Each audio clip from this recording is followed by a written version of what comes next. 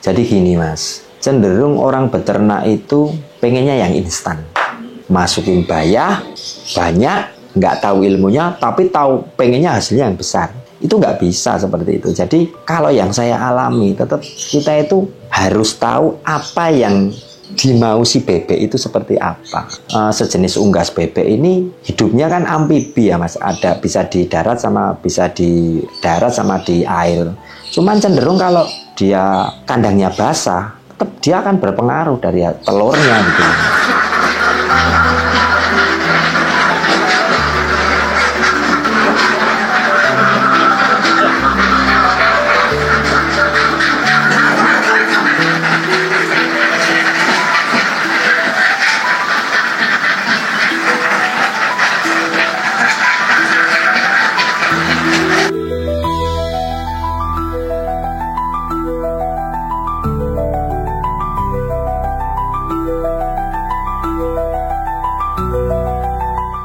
Nama saya Rinto Mawadi, usaha saya peternakan bebek petelur.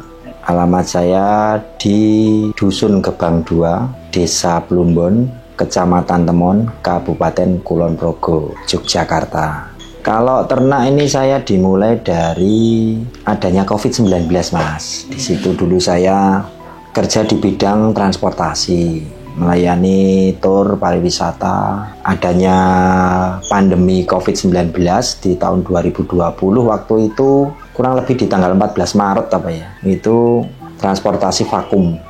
Terus di sini saya mencari sebuah gagasan usaha apa yang bisa jalan. Kebetulan dari beberapa rekanan teman-teman sharing-sharing ke sana sini, di mana di satu titik saya menemukan informasi dari teman-teman juga itu untuk peternak bebek. Saya dulu waktu masih bujangan, saya masih single itu, saya dulu merantau di Korea selama kurang lebih 6 tahun dari 2005 sampai 2011. Terus saya juga sempat usaha di bidang plastik daur ulang, itu kurang lebih saya 2 tahun, tapi kurang beruntung, mungkin saya ini tidak jalan lah.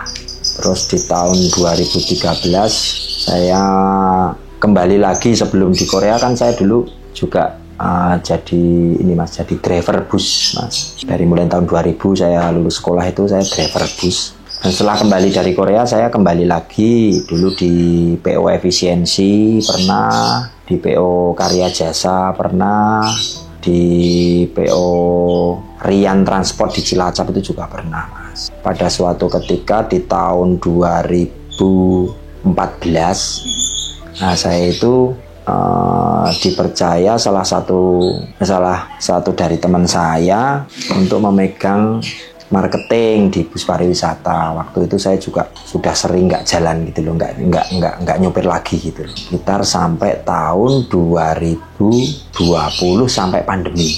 Yang saya amati dan saya pelajari di sini itu, saya pengen mencari sebuah usaha yang kita bisa nikmati setiap hari hasilnya.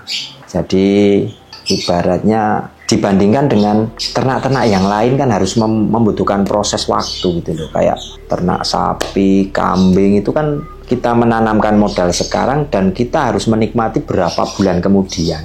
Beda dengan bebek petelur ini. Bebek petelur ini kan setelah 2 bulan dari semenjak bibit bayah itu masuk ke kandang, kita kan sudah bisa menikmati hasilnya gitu loh. Dari itulah saya lebih cenderung ke ini ya, lebih mantep lah ya mas. Dari waktu itu saya untuk uji cobanya itu hanya 40 ekor mas. Nah, kebetulan orang tua saya dulu kan memelihara sapi. Nah, dari bekas kandang sapi itu saya manfaatkan untuk uji coba dulu untuk bebek petelur itu sejumlah 40 ekor. Disitulah dimana saya dengan sendiri, ibarat apa ya, bisa dikatakan gimana caranya, kalau orang Jawa bilang yo iki piye carane gitu loh. Saya kan nol mas, nggak tahu sama sekali gitu. Nah disitulah saya belajar dan tidak langsung jadi, itu perlu waktu yang rentan yang cukup lama gitu loh. Saya kasih makan dedak, belum tahu karena saya belum tahu, nggak nelor.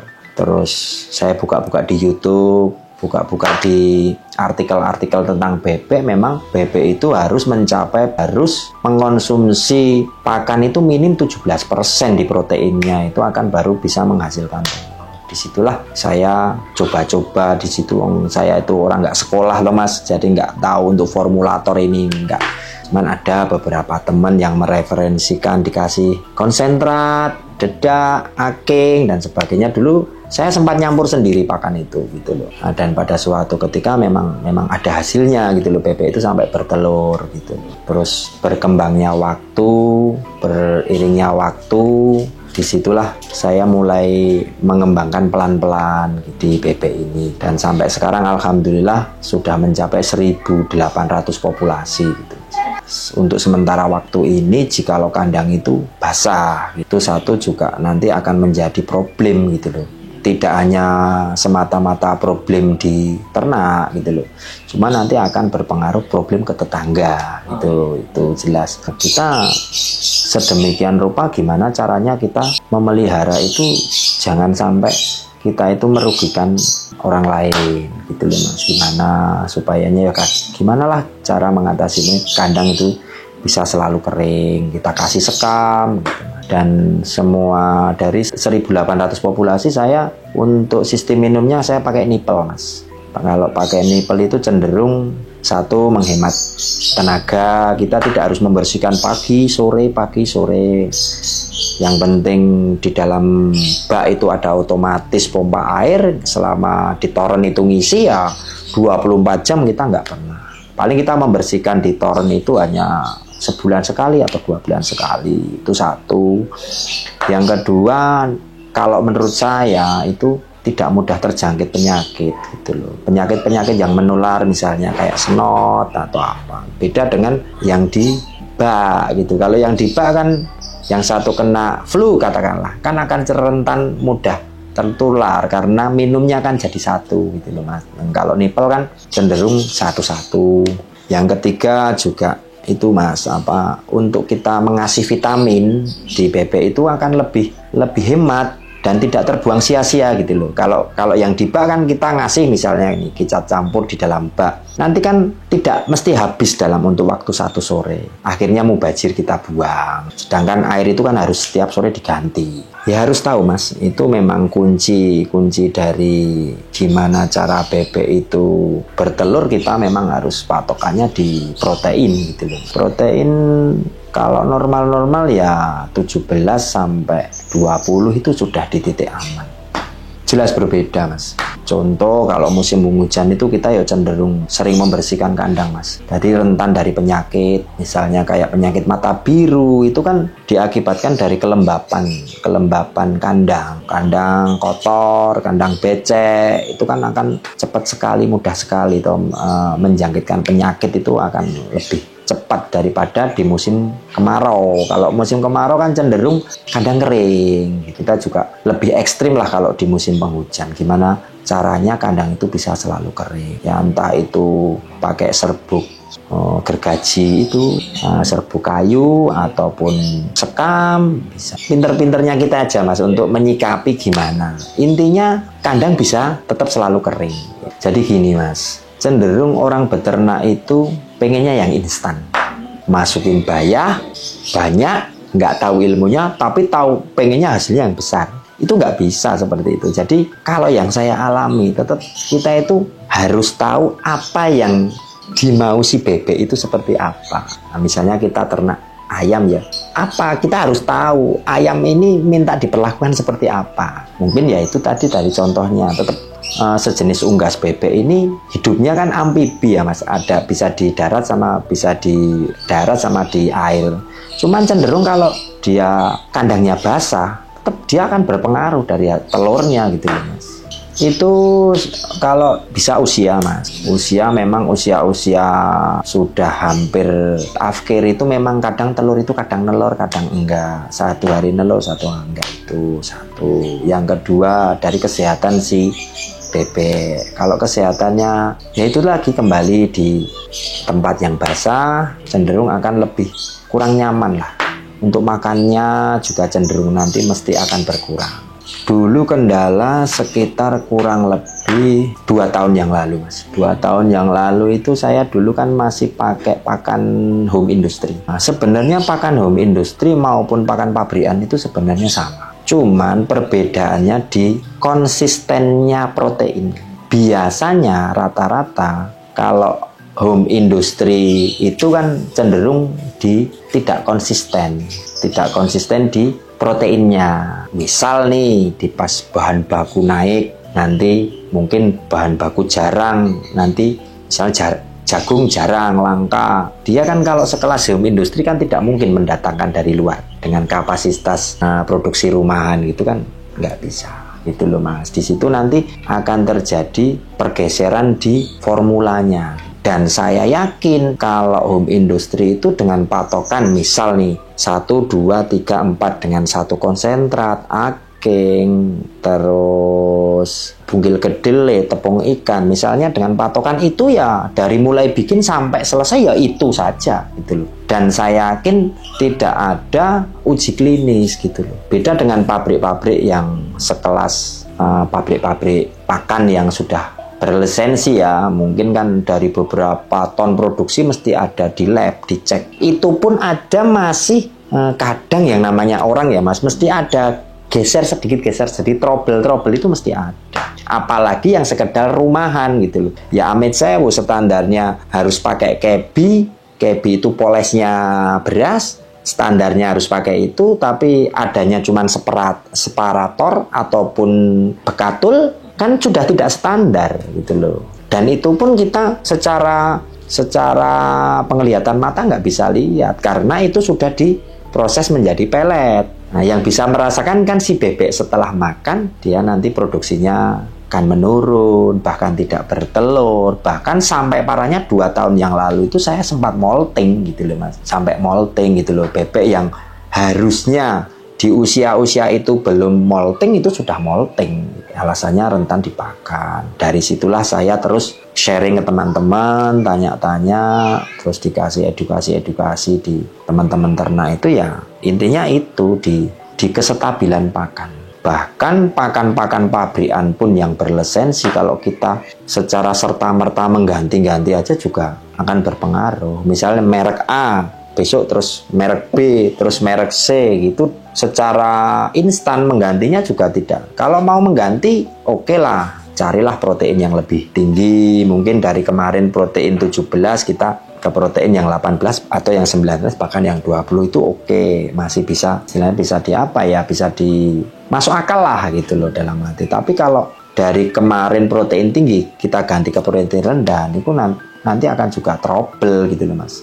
Ya sebenarnya orang itu di titik kejenuhan itu mesti ada, Mas. Cuman kan saya dulu waktu kena trouble di pakan itu sekitar 2 tahun yang lalu itu saya juga cuma sempat berpikir, oh iya kalau ini diterus-teruskan nggak diantisipasi tetap saya bakal jatuh kan gitu. Cuman di situ saya terus berpikir dan saya berpikir nggak ada usaha itu sing semudah membalikkan telapak tangan gitu. Tetap ada ibaratnya sandungan itu mesti ada. Cenderung orang melihat di sana kesuksesan, ibaratnya bisa dikatakan di puncak suksesnya, orang hanya melihat suksesnya gitu loh. Kalau jatuhnya saya semangat untuk bangkit lagi itu saya yakin gitu loh. Saya dalam arti yakin bebek ini selama tahun 2020 bulan Juni saya pertama merintis sampai saya di 2 tahun kemudian sekitar tahun 2023 awal itu saya jatuh, tapi kan saya sudah merasakan hasilnya di tahun-tahun sebelum jatuh. Dan saya ya mungkin ini satu bisa dikatakan memang resikonya seperti itu. Jadi tidak selamanya Thomas berternak itu akan grafisnya naik terus kan, nggak mungkin, pasti ada turun ada naik, itu sudah wajar lah itu. Menurut itu pengalaman saya untuk lebih berhati-hati. Gini Mas, dulu pertama saya itu juga sebagian dari perjalanan cerita ternak saya itu ya itu gimana caranya pertama itu membuat telur, bebek itu bisa bertelur, oke, sudah berhasil. Dikala sudah bertelur, setiap hari bertelur, gimana caranya menjualnya itu memang sebagian dari cerita saya gitu. Jadi gini mas ceritanya dulu. Saya itu tahun 2020 kebetulan saya itu kerja di transport. Saya punya teman-teman banyak di transportasi. Waktu itu yang jalan itu waktu itu hanya transportasi untuk reguler, bawa penumpang dari Jogja ke Jakarta atau Jogja ke Sumatera gitu. Waktu itu kebetulan saya punya teman dari salah satu PO bus yang masih eksis waktu itu, di pandemi itu masih jalan. Nah, itu dia ngusulin ke saya gitu. Bikinin telur asin, daripada saya ngambil dari Brebes, saya tak ngambil dari tempat jenengan. Disitulah saya punya gagasan, oh iya tak bikinin telur asin, terus dijualin sama teman saya yang driver ini tadi, dibawa ke Sumatera. Saya kalau sekali bawa itu dulu 500 butir, 600 butir. Beliau itu jualnya enggak dijual itu mbak, dimasukin ke rumah makan di mana dia bersinggah. Kalau bis malam itu kan bersinggah di rumah makan ini, rumah makan itu ditinggalin mas. Berapa butir. Nah, setelah dia kepulangan dari Sumatera, dia ngambilin uangnya gitu loh.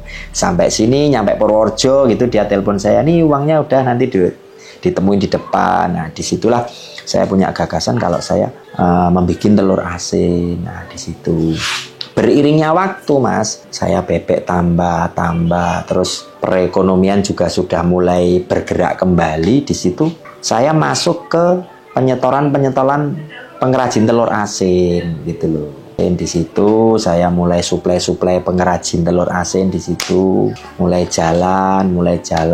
Dan pada suatu ketika saya dibenturkan dengan sepinya pengonsumsi gitu loh. Itu kan juga ada waktu sepinya mas. Itu kebetulan telur asin pada libur, nggak produksi karena permintaan sedikit, produksi banyak, itu kan ada waktu. Dan disitulah saya sudah tidak nyuplai ke pengrajin telur asin mas.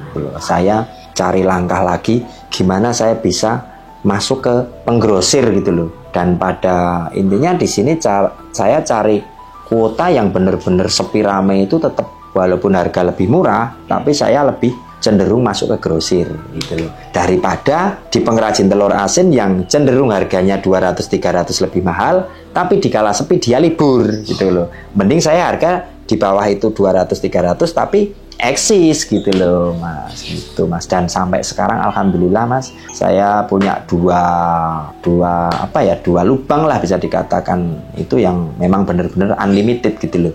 Sepi rame dia ambil gitu loh.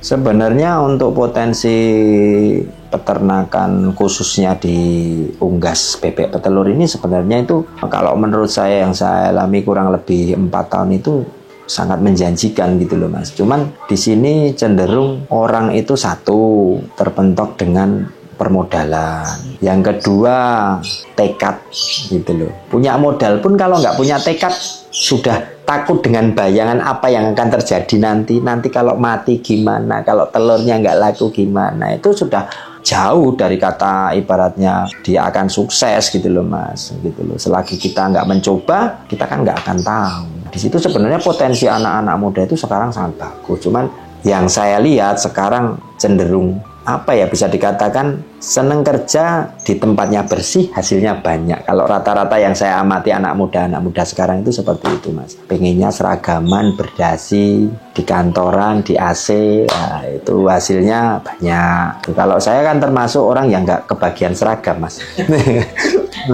Monggo kalau teman-teman semua kalau mau belajar, bukan berarti saya di sini pintar, enggak. Ibaratnya bareng-bareng sinau lah, gitulah, bareng-bareng. Saya di sini juga masih jauh dari kata sempurna. Banyak di luar sana suhu-suhu, mungkin orang-orang yang lebih jauh pengalaman dari saya. Di sini hanya saya menceritakan apa yang pernah saya alami gitu loh. Jadi yang belum pernah saya alami, saya toh nggak akan cerita. Di sini saya cerita di kurun waktu kurang lebih 4 tahun ini saya mengalami perjalanan waktu saya beternak bebek ini yang saya ceritakan gitu. Jadi di sini pahit getirnya ya memang yang namanya usaha kan nggak ada yang semulus-mulus gitu loh mas. Dalam arti monggo kalau silahkan kalau mau datang ke gubuk saya yang reot ini, monggo silahkan datang aja. Tapi menggarisbawahi di sini saya bukan guru di sini, dalam arti saya hanya sekedar tukar pengalaman yang pernah saya alami aja. Kalau untuk mau beli terus terang mas, kalau ini kan Kalau untuk sekedar ngecer, oke, boleh. Tapi kalau untuk kapasitas besar, karena saya sudah punya konsistensi terhadap bakul saya atau bakul ini, saya memang tidak bisa mengeluarkan secara kapasitas besar gitu, Mas. Karena apa? Bakul saya itu dikala sepi dia yang menolong saya. Bahkan orang beli eceran aja satu pun nggak ada, semua 100% saya kirim ke bos saya gitu loh. Jadi dikala telur sekarang baru naik-naiknya seperti saat ini, sekarang kan satu butir bisa mencapai 2100, 2200, permintaan kurang-kurang, otomatis bakul saya kan juga kurang-kurang gitu loh, Mas. Jadi semua memang untuk kapasitas besar memang saya nggak jual di luar gitu loh, Mas. Tapi kalau untuk sekedar mau buat goreng ya nggak apa-apa, paling 10-20 kan nggak masalah gitu, Mas. Motivasi aja buat khususnya remaja-remaja muda yang mungkin kayak saya tidak kebagian seragam atau dasi ya. Kalau mau monggo lah, beternak bebek petelur itu sangat menjanjikan. Selagi kita satu ulet, tekadnya ada, semangatnya ada, nah, kuncinya kita ya jujur. Apapun masalahnya, apapun dimanapun ya, kalau kita itu jujur, insya Allah pasti ada jalan, ada kemauan.